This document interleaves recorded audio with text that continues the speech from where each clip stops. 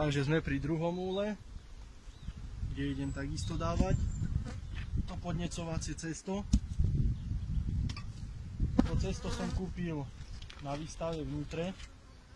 Je to maďarský výrobca Vernalis.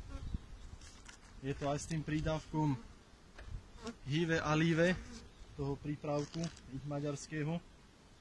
Takže uvidíme, čo to spraví so včelami. Či sa to nejak bude prejavovať na vitalite. Ale čo som ešte chcel povedať,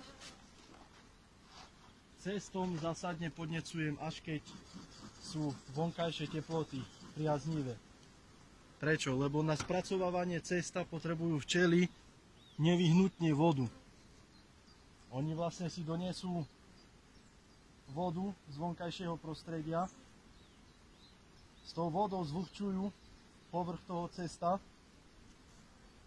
a vlastne následne vplyvom toho zvlhčovania ten povrch cesta sa začína keby rozpúšťať a tú sladinu v úvodzovkách, čo z toho vzniká, tak buď používajú na krmenie lariev a tak ďalej, alebo si to ukladajú ako zásobu do ramíkov.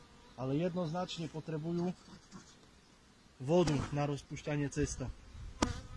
A v skorých jarných mesiacoch, vo februári a v marci, keď je ešte zima a tu po Prade ešte u nás sneží, tak tým vylietavaním za vodou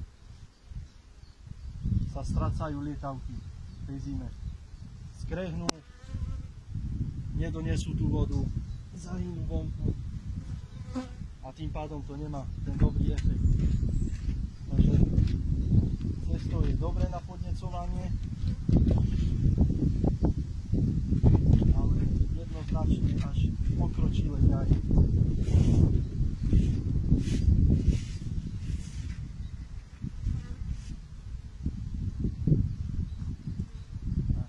Ďalší úľ.